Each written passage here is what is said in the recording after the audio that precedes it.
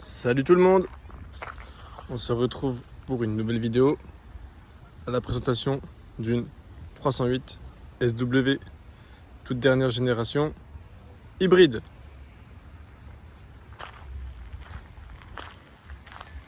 Bon, elle est mouillée parce que bon, je sais pas si vous vous êtes rendu compte, mais je suis en Espagne. Et en Espagne, dit plage, dit mer, dit sable. Et pour le coup, dit voiture sale. Donc elle a à peine mouillé. Voilà. Donc c'est une hybride et elle est rechargeable.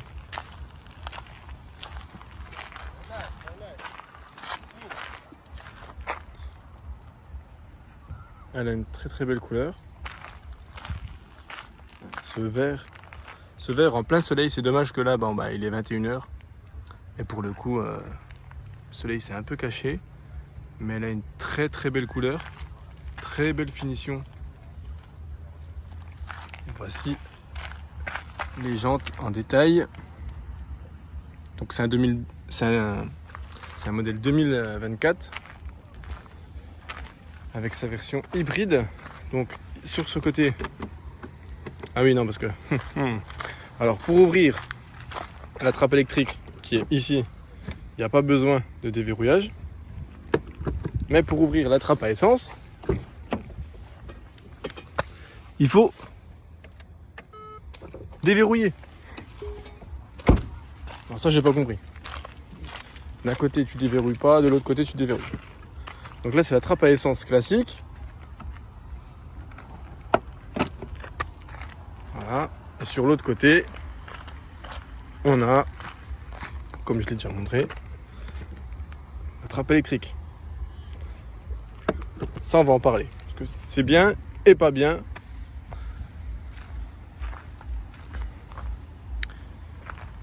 On va montrer le coffre qui a un super volume. Donc moi, je suis en vacances.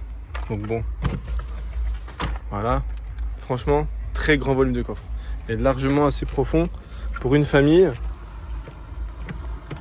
Et on a ça qui se déverrouille tout seul. Juste à le lever. Et il se déverrouille. On a une prise allume-cigare 12 volts ici. On peut rabattre les sièges juste ici. En dessous, il n'y a quasiment rien. Puisque en fait, il y a les batteries. Le truc que je trouve dommage, c'est qu'il n'y a pas de coffre électrique sur une voiture électrique. On a la petite caméra ici, que je vais vous montrer tout à l'heure, qui est super belle et pratique pour se garer. Truc que je trouve un peu inutile, c'est que il y a la caméra de recul, des détecteurs de recul à l'arrière, mais à l'avant, il n'y en a pas.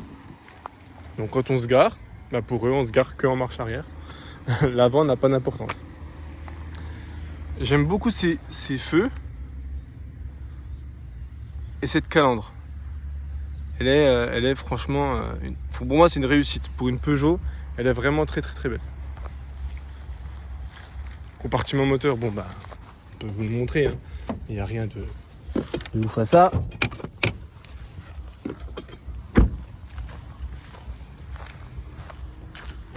Alors, parce que je crois que je ne l'ai pas encore ouvert. Il est là. Hop là. Donc voilà, c'est le moteur à PureTech. 2024.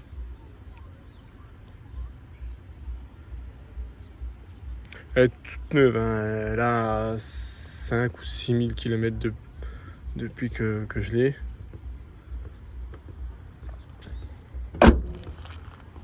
Franchement, c'est une très belle voiture. Je vais vous montrer les places à l'arrière. Bon, il y a les sièges auto de mes enfants, mais je vais vous montrer les places à l'arrière. Vitre teintée d'origine, ça c'est pas mal. Parce que pour la lumière, et puis pour la chaleur à l'intérieur, c'est pratique. Donc là, je vous ai fait un exemple du siège reculé à fond. L'enfant peut quand même mettre ses jambes. Un adulte d'1m80, je sais pas, mais en tout cas un enfant, largement. Parce que là, il est reculé à fond.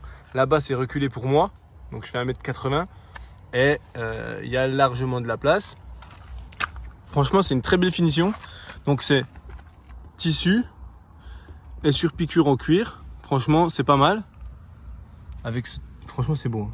Liseré vert, comme ça, qui rappelle l'extérieur du véhicule. Au milieu, on a des USB type C. Là, 2 portes-gobelets. Ça, je suppose que c'est pour téléphone. Mais voilà, donc 2 portes-gobelets. Avec le petit X qui les sépare. Donc, rendement pratique.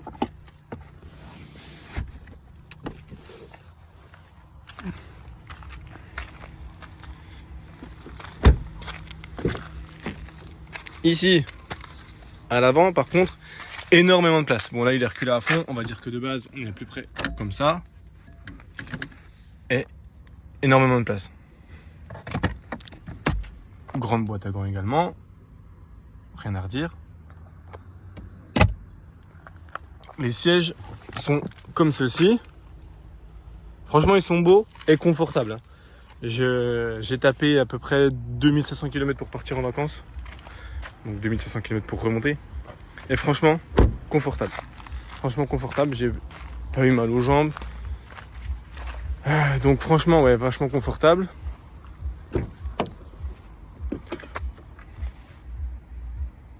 J'amène toujours une petite bombe, même si bon, 4 pneus neufs Michelin. Donc hop, on va monter dedans. Toujours son petit volant, on va démarrer le véhicule, donc le bouton il est là. Démarrage sans clé.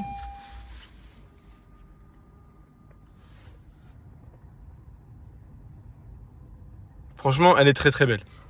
Franchement, c'est une très très belle voiture. Il y a rien à dire. Donc comme je vous disais, c'est un véhicule hybride. Donc on va fermer la porte parce que sinon il va me casser la tête. Donc je vais vous expliquer un tout petit peu. Alors, le 250 km qui est à droite, là c'est ce que j'ai parcouru moi pour la tester uniquement en électrique. Cela dit, il faut savoir que en usage standard, que en essence, elle fait 5 litres 8, 6 litres 2. Donc là, j'ai fait 1 litre 5 de consommation parce que j'ai roulé quasiment en full électrique, tout en sachant que l'autonomie, c'est ce qui est un peu chiant, est de 48 à 50 km grand maximum avec une recharge en 100% électrique. Si on met le mode hybride, donc le moteur intervient et change quand bon lui semble par rapport à la vitesse, comment vous faites forcer le moteur. Du coup, elle tourne un peu en essence électrique. Et moi, sur 250 km, j'ai consommé réellement que 1 litre 5 de carburant. Tout le reste, ça s'est fait en électrique.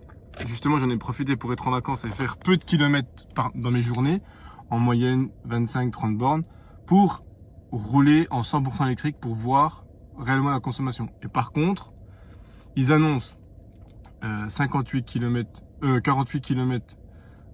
entre 48 et 50. Hein. Il y a une fois j'ai chargé, ça m'a mis 50% d'autonomie de 50 km. Et ça fait réellement, si on roule normalement, les 48 km ou 50 km. Et pour le coup, ce que je trouve un petit peu chiant, c'est que avec une recharge sur une prise classique, il faut 6 à 8 heures pour 50 km d'autonomie. Alors, pour moi, pour mes vacances, ça m'a suffi. Très brièvement, ça m'a suffi, hein, parce qu'on fait pas beaucoup de kilomètres. Mais je me dis que dans la vie de tous les jours de quelqu'un, 50 km d'autonomie pour rouler en 100% électrique, donc rien consommer en carburant, c'est juste. Pour moi, je trouve que c'est juste. Ils auraient dû faire au moins 80 ou 100 km d'autonomie. Et là, ça aurait été une excellente voiture. Là, c'est une bonne voiture, mais en soi, ce serait une excellente voiture. Après, est-ce que je sais pas? Parce que moi, là, j'utilise les véhicules en électrique, mais en 100% normal. C'est-à-dire que le soir, quand on sort, il y a les phares, hein, comme la logique, et il y a toujours la clim à 21. Je n'ai pas changé mon habitude de conduire comme avec un diesel ou une essence. Donc, est-ce que si on coupe la clim, est-ce que si on met pas de poste, est-ce que si on met pas le CarPlay, est-ce que si, voilà, est-ce que, eh bien, on a peut-être un peu plus d'autonomie. Je pense pas. Franchement, je pense pas, parce que même si on coupe tout ça, je pense pas qu'on peut avoir 55 km d'autonomie. Enfin voilà quoi. Voilà. Donc, c'est mon petit point faible, c'est que voilà, bon bah, c'est un véhicule hybride, mais on peut pas faire excessivement de choses en électrique. C'est le petit bémol. Après, on a 3 modes de conduite. J'appelle ça mode de conduite. On a le mode, comme moi je suis là, électrique, hybride, où elle va privilégier le plus possible l'électricité si vous avez rechargé ou si vous avez de l'autonomie. Et sinon, elle va compenser avec l'électrique et le thermique. Et après, on a le mode sport, qui n'est pas un mode sport. Bon, voilà. Vous avez entendu, mon moteur a démarré. Elle va privilégier l'essence. Et par contre, c'est joli, tout s'allume en jaune. Bon, ça peut se paramétrer, hein. On peut le paramétrer aussi en hybride et autres. Tout peut se paramétrer, il y a plein de choses. Donc, moi, je vais laisser pour cet essai le mode électrique.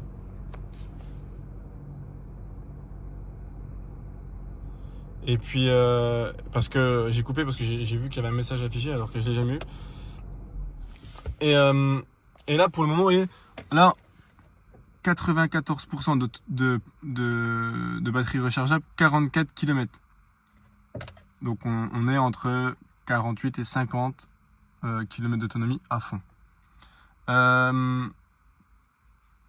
J'ai fait 18h10 en zéro émission, donc en full électrique. Franchement, en vrai c'est bien. Après, il faut pas s'attendre, c'est pas une Tesla, ça marche pas comme une Tesla, voilà quoi. Mais franchement, c'est bien. Juste, il manque un peu d'autonomie. Donc là, je vais la redémarrer pour le coup pour rester en électrique, parce que je sais pas pourquoi elle s'est démarrée et j'ai pas pu la repasser en électrique. Système hybride actif. Ouais, mais moi, je veux électrique. Voilà. Donc on a plein de modes, on peut aussi changer beaucoup les paramètres. Donc là c'est sur le côté, donc vous voyez elle a même pas 6000 km, hein. J'ai parcouru énormément de kilomètres. Et on peut changer le cockpit. Là c'est le régulateur adaptatif qui, cela dit, est pas super. Mais bon, il fait quand même le travail, hein. Mais je veux dire qu'il est trop brut, il accélère trop franchement et il freine trop brusquement alors qu'il pourrait anticiper mieux. Donc dans la logique des choses, vous voyez, on est au bord de la mer. Il y a le CarPlay, hein, donc en Bluetooth ou branché, il y a le CarPlay. Mais moi, vu que je vous filme avec mon téléphone, je peux pas vous montrer le CarPlay. Après, il y a énormément de modes pour le GPS et autres, qui peut s'afficher ici aussi. Et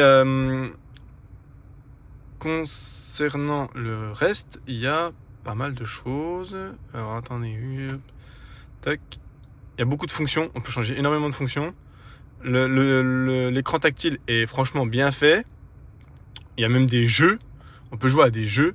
Ça, mes enfants, ils sont adorés, hein. Tous les soirs, ils me demandent on peut faire un jeu. Donc ouais, là, je vous présente un jeu. Tout le monde connaît. Hop. Vous voyez. Et franchement, c'est sympa comme jeu. Ah bah j'ai gagné. Et franchement, l'écran est super beau. Hein, il n'y a rien à dire. Et il fonctionne super bien. En 6000 km, j'ai pas eu un moment où il a bégayé, où il a planté, où il a un peu... Voilà. Franchement, il va super bien. Le mode qui, entre guillemets, m'énerve un peu, et je sais pas si les gens vont en parler, c'est ce mode-là. Là. Alors, si on met ça, autrement dit, faut dire tout de suite que le mode hybride du véhicule, ça veut plus rien dire et ça sert plus à grand chose. Ce mode-là, on le met en fonction. En fait, ça veut dire que le moteur essence va servir de groupe électrogène pour recharger votre pile. Autrement dit, au début que je l'avais activé, moi pensant que c'était quelque chose qui privilégiait la consommation, donc l'électrique, pas du tout. Mon véhicule consommait au minimum, avec ça activé, en roulant normal, entre 11 et 13 litres au 100.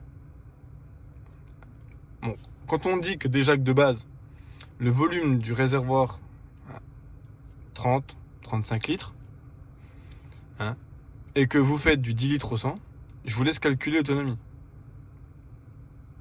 300 km d'autonomie avec le réservoir à essence, et puis l'électrique, 50 km. Donc, avec un plein à 60-70 euros, faire 300 km, je vois pas ce qu'il y a d'économique là-dedans.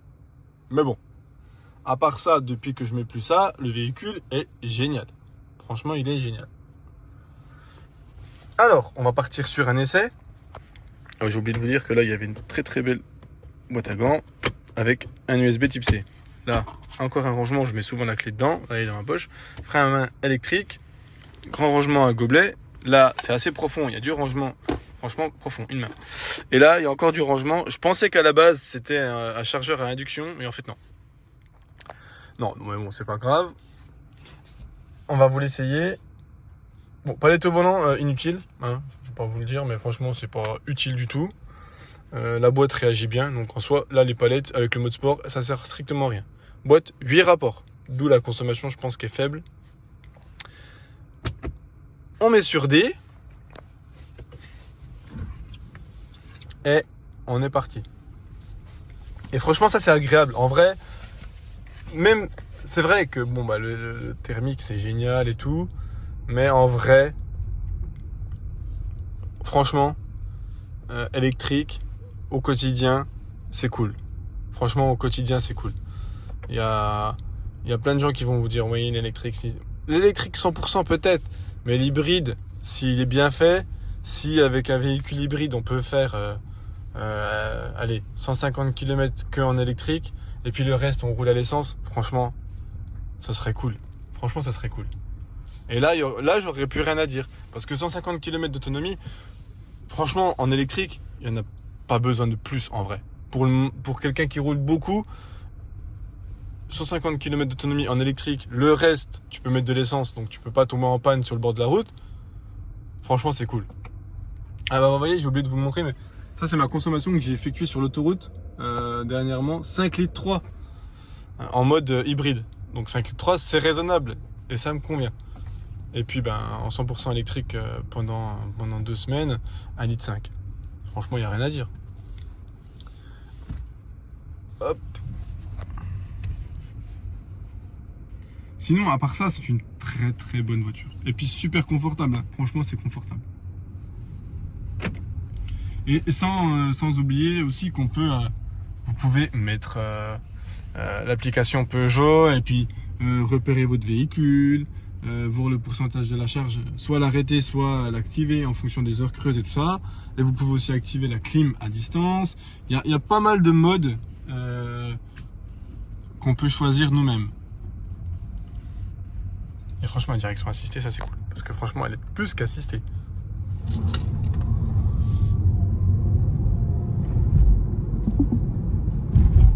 Et franchement, pour un véhicule électrique, enfin hybride, le petit moteur électrique fonctionne à merveille. On ne lui demande pas plus. Donc en soi, franchement, il n'y a rien à dire. Il n'y a rien à dire. C'est une très bonne voiture.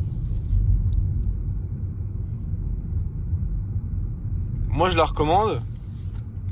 Après, c'est peut-être pas pour tout le monde. Il y en a qui sont réfractaires un petit peu à ça. Moi, je suis ouvert à tout. Hein. Attention. Vous me demandez de choisir entre une RS6 et ça, c'est pas le même tarif. Hein. Une RS6 et ça, c'est pas la même chose non plus. C'est vrai que c'est pas le même plaisir, mais pour un véhicule de tous les jours, familial, qui te coûte pas trop d'argent, trop d'argent, je te parle pas en prix du véhicule, je parle en usage quotidien. Parce que bon, si tu fais 20 km pour aller bosser, tu peux rouler toute ta semaine et quasiment toute l'année en électrique. Et ça te coûte quasiment rien. Après, moi, j'avais une chose aussi. Du coup, je posais ça en question avec ma femme. C'est... là, vous voyez, j'ai roulé une semaine. Pas la première, mais la deuxième, en 100% électrique. Petit trajet, j'ai fait 250 km. Ma semaine n'est pas finie. Mais 250 km que en électrique. Ça veut dire que le moteur PureTech n'a pas fait ces 250 km. Si quelqu'un comme moi roule tous les jours en électrique et parcourt, comme moi j'ai fait par exemple à 6000 km, mais parcourt 4000 des 6000 km en 100% électrique, le moteur thermique n'a pas ces kilométrages. Donc comment ça se passe ? Ça c'est toute une question, quelqu'un pourra nous répondre, ou peut-être Peugeot pourra nous répondre, j'en sais rien, ou peut-être que j'ai pas été informé sur ce truc-là, mais c'est ce que je me posais comme question. Si tu roules beaucoup en électrique et que pour le coup,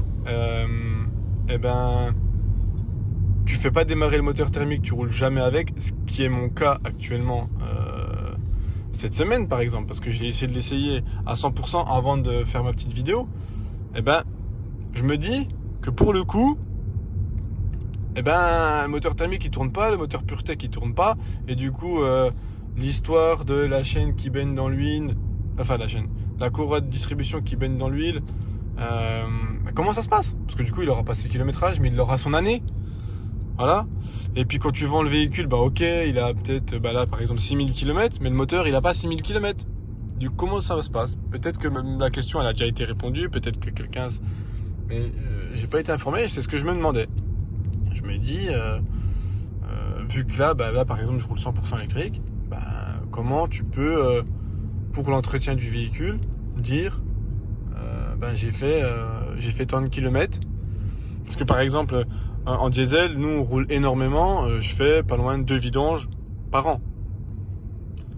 Si là je roule beaucoup avec, mais je roule que en électrique, est-ce que je fais 2 vidanges par an ?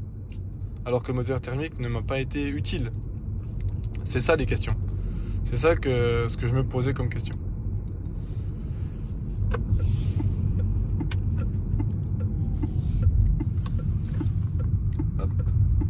Après, on a aussi un... Bon, bien sûr, la batterie se recharge légèrement quand on lâche l'accélérateur. Ça se met en vert juste ici. Et puis, on a aussi un mode B ici qu'on peut activer. Et là, pour le coup, quand on lâche l'accélérateur, par exemple, là, je vais rouler. Je lâche l'accélérateur. Là, ça freine tout seul. Et ça recharge le véhicule. Bon, ça freine réellement. Hein. Je l'ai essayé. On n'a quasiment pas besoin de freiner si on roule très cool. Et qu'on anticipe bien, on n'a pas besoin de freiner. Donc ça recharge aussi un petit peu, ça participe à la recharge du véhicule.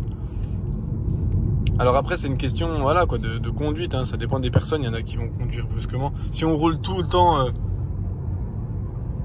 pied dedans en électrique, c'est sûr que ça consomme. Et vous voyez vraiment là ça freine, et ça freine réellement. Je ne touche pas le frein. Et si tu anticipes, tu freines pas.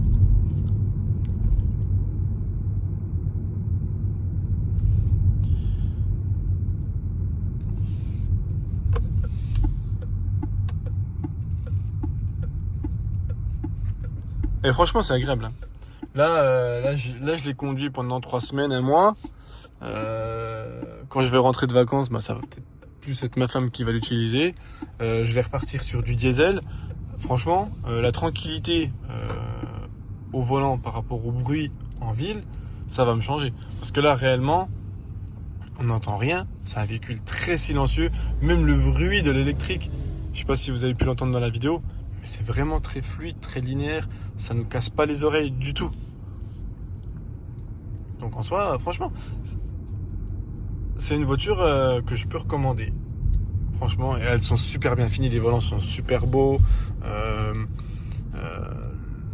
L'écran il est super beau. Et vous n'avez pas besoin de plus d'options, elle est très bien optionnée. En fait, il n'y a pas du superflu qui sert à rien.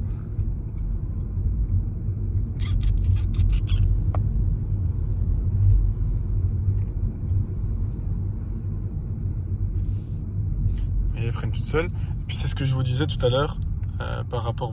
là par exemple, on va l'essayer ensemble. Là, je vais mettre 40 km/h. Là, il va gérer tout seul. Donc dans les bouchons comme ça, il gère pas trop mal. Là, moi, je ne touche à rien. Je suis normal. Et il gère tout seul. Il va gérer bien. Mais quand on est à des vitesses un peu plus constantes, genre à 80, 90, il n'anticipe pas assez et freine trop brusquement. La chose désagréable aussi, c'est le franchissement de ligne blanche. Il bip tout le temps. tu t'y approches à peine, ça bip. Alors que tu roules au milieu de ta voie, mais il bip. Et puis, il te ramène le volant, mais très légèrement. Donc en soi, ça sert pratiquement à rien. Donc en vrai, c'est pas une option. Et puis j'ai essayé de le déverrouiller. Souvent, il revient et tout, donc c'est chiant. Mais sinon, c'est une bonne voiture. Franchement, vous voyez, là, je ne touche à rien. On fatigue pas du coup. Tu touches qu'au volant. Elle gère tout. Tu peux gérer la distance avec la personne de devant. Voilà, là, elle m'avertit alors que c'est elle qui s'occupe de tout. Hein. Voilà, puis là par exemple elle n'a pas assez anticipé, elle m'a freiné trop brusquement. Après on peut gérer aussi la distance entre la personne de devant, on peut se rapprocher, on peut s'éloigner. Tout est paramétrable dedans, hein, comme les jeux. Bon, les jeux bien sûr, vous vous en doutez, on peut pas y jouer en roulant. Mais il y a énormément d'options, énormément de choses. C'est comme la clim, on peut choisir bisone à l'arrière, pas à l'arrière, à l'avant. Elle s'adapte en fonction de la chaleur. Hein, s'il fait trop chaud dehors, elle s'adapte. On peut la démarrer à distance. Je sais pas si je l'ai déjà dit, mais je pense que oui. Mais on peut la démarrer à distance. Et franchement, l'écran est très réactif.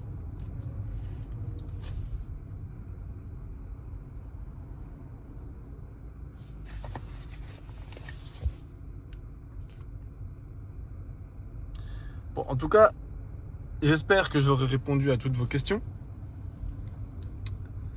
Que la vidéo vous aura convenu. Que vous auriez pu voir tout ce que vous pensiez voir, soit parce qu'elle vous intéresse comme voiture, soit parce que vous pensez l'acheter. Et franchement, on peut rester sur un point positif. Je vous reprends parce que c'est comme tout à l'heure. En fait,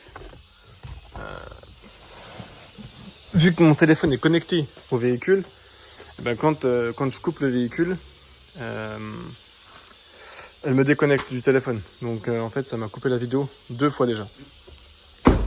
Donc, hop. Donc comme je disais, c'est dommage qu'il n'y ait pas de détecteur de mouvement à l'avant. Donc ça, c'est une trappe de recharge classique. Hop. Je prends mon fil. Je prends mon fil de branchement. Ça, c'est mon local. Hop. Donc c'est une prise classique. Hop. Comme ceci. Ils appellent ça la prise C. En tout cas, en Espagne, c'est une prise C. Et puis, on la branche classiquement ici. Ça va clignoter quand j'aurai fermé le véhicule. Voilà, en vert. Et puis là, ça dira que la prise, elle est verrouillée. Et donc, on ne peut pas nous la retirer. Voilà. Donc, j'espère que cette petite vidéo vous aura plu. Et puis, ce que vous trouvez ici, vous le trouvez aussi sur votre téléphone, sur l'application. Donc là, elle vous dit qu'en gros, pour charger 15%, il faut 1h30. Bon, c'est pas tout à fait vrai parce que ça va baisser. Hein, dans 2 minutes, les ventilos vont se mettre en route pour refroidir le véhicule. Et puis les kilométrages vont baisser. Donc j'espère que la vidéo vous aura plu. Et que le véhicule vous aura plu. Magnifique. Vert. Et puis si vous voulez d'autres vidéos ou des explications sur le véhicule, je peux tout vous dire. Hein, je l'ai conduit 6000 km en 3 semaines et encore j'ai pas fini. Donc je pourrais vous dire ce qui est génial, ce qui est pas génial pour ce véhicule. Et à 80%, voire même à 90%, elle est géniale. Franchement, elle est confortable. Allez. Je vais vous effectuer une petite intro dans la vidéo parce que j'ai omis de vous parler de la caméra de recul. Donc du coup, je vais vous le faire maintenant vu que je suis dans mon parking. Voilà la caméra. Et franchement, elle est belle. Elle est belle, mais comme je vous disais, là on va se garer ensemble. Il y a les détecteurs à l'arrière.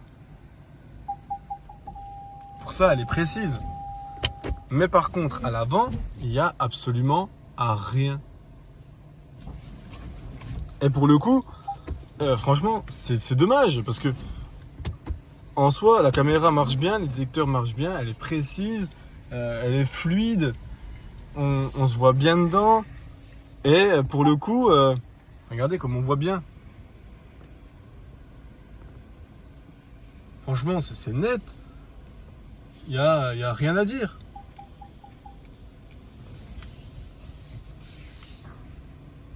Mais il n'y a pas de bip bip à l'avant. Et pour le coup, ça c'est chiant.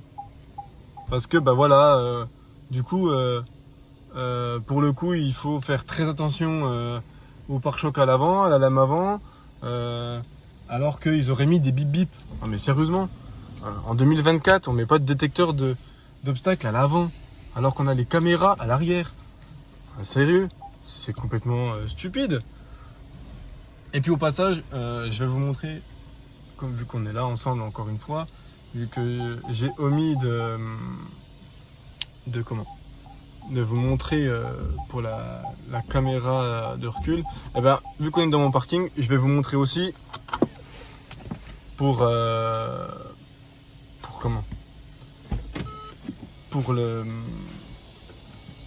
la prise de recharge.